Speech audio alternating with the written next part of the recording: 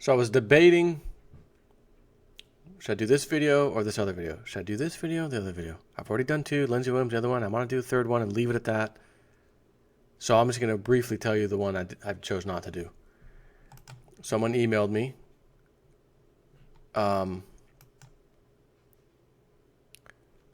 Caterpillar. Hi, Jason. Rule number 1. My name is Joe. J-Snip4, not Jason. I understand J-Snip sounds like Jason. It's Joe. You would be shocked at how many people start off an email that way to me. Hey, Jason. You have no idea. Not that it really bothers me at all. I've got a good friend named Jason. Aaron says, hey, Jason. He meant to say Joe. I used to work at Caterpillar, but as of last week, I finally got caught in the layoffs they've been doing for the last 4 to 5 years. They've stripped it to the bare bones. They're now, especially in my former office building, I was notified after hours of the layoff. They didn't even let us clean out our desks. Most people have to wait for their stuff to come in the mail. Point being, if the economy was doing what Wall Street says it is, Caterpillar would be in good shape. Caterpillar has been in decline for 5 years now and getting worse. Hope you share this with. This is real proof that the economy is getting worse because machinery companies like Cat are one of the backbones of the economy. Also look at their stock and how much it has been propped up. Yet last week, Moody's finally cut their credit score. No, market. Sorry, I'm sorry to tell you, Aaron. Caterpillar credit score or credit rating cut by Moody's. Markets rally. Caterpillar stock rally, and I got a chart looked at today. Sure enough. It rallied. Hell, just earlier this year, it started off at about $60. It's now about 90, 92. Markets rallies. Aaron, I'm sorry that you got laid off. Sorry that Caterpillar is doing terrible, but we don't stop markets rallying. They must rally because that's a sign that the economy is doing great. That's what they tell us, which is a lie.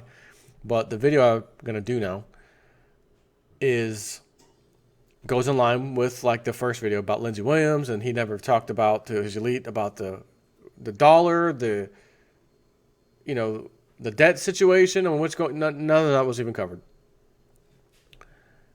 So this is why I felt the way I felt at the end of that video about the Lindsey Williams summary, where he's saying there's going to be chances for us, the small people, to stick it to the elite by investing in all these companies because that's in other words, what he's forecasting is another just great rally that continues on for 1, 2, 3, or 4 or so years, as he said. I'm just not buying that. I can't. Could I be wrong? Oh, hell yes. There's no question. Nobody out here gets the stuff right all the time. It doesn't happen. But this is beyond the level of absurdity. Not him, I'm not saying. I'm just meaning the markets in general, the housing, everything, these bubbles, they are beyond absurdity. I can't see 3 more years. I can't even see that 2, 3 more years of this. I just can't. In all fairness, though, I've always expected things to happen a little quicker than they have, and it's been dragging. In all fairness, okay? So, I was just reading you an article the other day by Dave Kranzler. He's got another great one, and it goes in line with what I was just saying. And remember the other one I told you about the last time, what's that video called? Stocks hit a level only seen during the bubbles of 1929, 2000, and 2007. Again, this is why I'm sitting here saying these things. I know Lindsey Williams knows the elite friend, but this is not resonating with me. You're telling me it's, everything's awesome, about to be awesome again for a while. At least for a while, for a few more years. Ooh. I do not compute for me. But he's got this article posted December 20th. Is the U.S. stock market about to go supernova? ETF flows tend to be a good contrary indicator when they become extreme, the markets. So the buying frenzy doesn't bode well for U.S. equities. And that's from David Santschi, CEO of TrimTabs. If the Federal Reserve were a private corporation and did not have a money tree, it would be technically insolvent. It would be bankrupt. As of its latest balance sheet, the Fed was reporting a book value or net worth of $40.4 billion. But the Fed does not have to mark to market its so-called assets. Given the recent 100 point or 1% move in the 10-year Treasury, if the Fed were forced to mark to market its 3.8 trillion treasuries and mortgages, it would be forced to reduce the holding value by close to $400 billion, taking the Fed's net worth to negative $360 billion. This is the most conservative valuation scenario. The Fed has other holdings on and off balance sheet that would likely take the Fed's book value well past negative $400 billion if mark-to-market accounting were applied. Think about this for a moment. The U.S. dollar is backed by a government and central bank, both of which are technically bankrupt. On paper, we are bankrupt. If we weren't, we would be able to cut down the debt. We'd be paying it off, and instead of having $20 trillion come from $10 trillion in 8 years, that $10 trillion, even if they had to print money, okay, it's 15 now, let's start working on it, 14 trillion, 13 trillion, 12, 11, 10, let's keep going. But that's not possible. It keeps going up. Why? Because every dollar that's printed has interest attached to it. And if they only print the principal, the dollar, but you owe, say, $2% interest, $2 is owed. Sorry, where do I get the 2 cents from? I only have $1. You only printed $1 and handed it to me and said I owe you 102. Well, that's okay. We'll print another dollar, give it to you, take the 2 cents out of there. Now I have $1.98. But wait a minute, that second dollar also has interest. So actually I have $1.96. And now I got to pay that. It's not going to work. It's not going to work. That's why the debt will never come down. Just like water, markets eventually find their own level of balance. At this point, the U.S. stock market is the most unbalanced financial market in the world. A Trim Tabs report out yesterday revealed that the public threw $98 billion into U.S. stock ETFs between November 8th and December 5th, so less than a month. Compare this, okay, $98 billion, less than a month's time. Compare this to the $61.5 billion that went into stock ETFs over the entire 2015 year. Currently, the rate of cash flooding into stock ETFs for December is even higher than November. Money from the public is literally flooding into the stock market, making this the most dangerous stock market I've ever witnessed in 30 plus years as a financial markets professional. If the GAAP accounting standards, enforced in 1999 and 2007, were applied now to corporate earnings, this would prove to be the most overvalued stock market in history on an apples-to-apples accounting basis. A supernova is an astronomical event that occurs during the last stellar evolutionary stages of a massive star's life, whose dramatic and catastrophic destruction is marked by one final titanic explosion.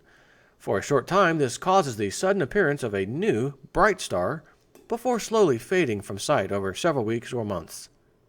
From Wikipedia. The U.S. financial markets, specifically the U.S. dollar and the stock market, can be likened to fiat currency-based financial markets supernova. The public and the momentum-chasing hedge funds are desperately chasing the appearance of a stock market's bright new star.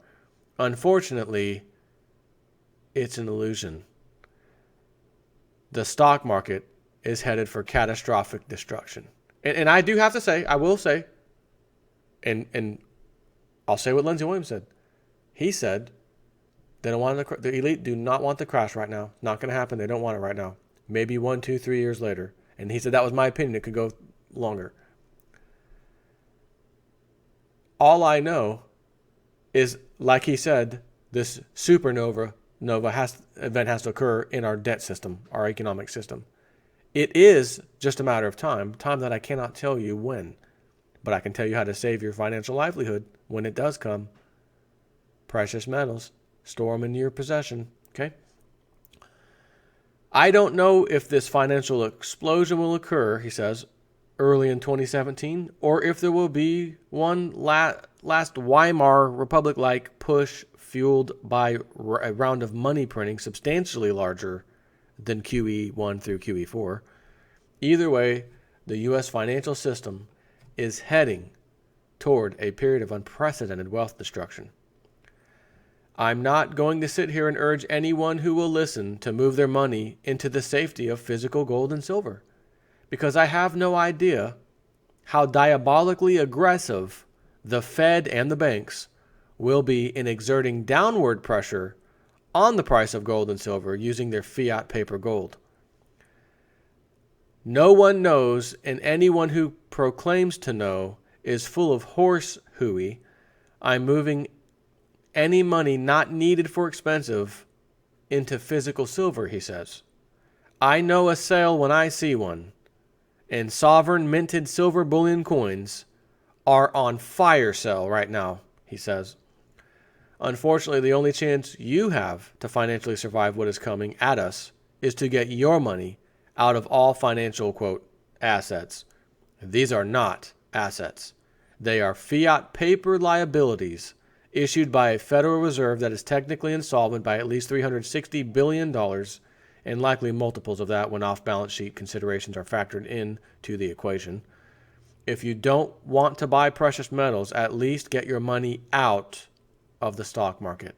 Could you imagine telling someone right now who just saw 2016, bad start, a fantastic return for this 2016 year, my 401k is looking great, by the way, get out of it. What, are you crazy? It's looking fantastic. Now that Trump's in power, the market's rallied even harder. He's a done deal. Electoral college got him. I'm going all into the market. That, my friends, is not sound advice. You are playing the game that the club controls. They can stop the game at any time. They can change the rules at any time. They can royally screw you at any time. But they can't do that when you hold a physical precious asset like gold and silver. They can screw the temporary price, sure. $15.60 silver, $20 silver, back down to $16, $15. Sure, but they can't set it at zero. They can't. No one's going to mine it out of the ground for free.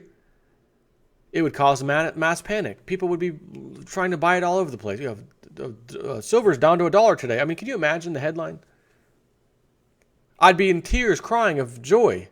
Oh my God, how much silver can I afford? Oh my God, $1. Holy crap, $1,000 will buy me 1,000 ounces. Oh my God, this must have been a divine intervention for us silver bugs, right?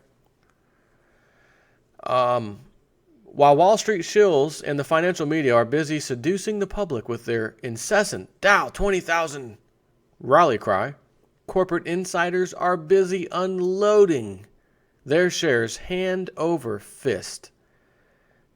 Every company, other than mining stocks, I've analyzed over the last month has been characterized by extremely heavy insider selling. The parabolic rise in the dollar is annihilating corporate revenues and profitability. Follow the money here because insiders are broadcasting this fact loudly. China is dumping treasuries and corporate executives are dumping stocks. Total U.S. debt outstanding hits new highs daily. Once again, the smart money is unloading its paper assets, quote unquote, he says assets, on an unsuspecting public. The delinquency and default rates in mortgages, auto and credit card debt are beginning to spike up again, according to the latest reports made available and not disseminated through the mainstream media. The U.S. markets are going supernova. Don't be left holding the bag. I have to absolutely, positively agree with what he says. What he, nor I, and he even said it in there, we don't know when. We know it's just a certainty. And that's enough for me to say I don't want to play that game. Even if, I could have made, if I would have invested in that company, I could have sold it right now, made 30%. Oh, man. Trust me, it's tempting. It's tempting. But I believe I've got a sound mind, and it keeps me away. I only mess with precious metals because of that very reason I just talked to you about. I don't want somebody else deciding who the winners and losers are in a market crash. And here's a hint, if you didn't figure this out yet, just in case. You're not going to be the winner. As he said, the insiders are selling like madmen while everyone else, oh, buy, buy, buy, buy, buy. Caterpillar stock hits not all-time high, hit the 2016 high while simultaneously letting these people go. Not even have the courtesy to let them clean out their desks. Don't come in tomorrow. You're home now. Yeah. Don't come in tomorrow. We'll mail you your crap. Have a nice day. But I worked there for 20 years. Nope. You can't come in. We don't want to see you. Get lost. So, some recovery, huh? That's why I don't buy that all of a sudden Donald Trump wins and we're going to make America great again all of a sudden with these massive debts in outstanding liabilities in super duper overinflated stock market and super duper overinflated housing prices. I just, how is he going to do this? That's what I want to know. How the hell is he going to do this? There's only one answer. Like he said, there'll be, QB5 may come and it may make QE1 through 4 look like a walk in the park. It'll be the final hurrah. And maybe it will last a few years. Maybe Lindsay will be right. 1, 2, 3+ years out. Maybe, just maybe.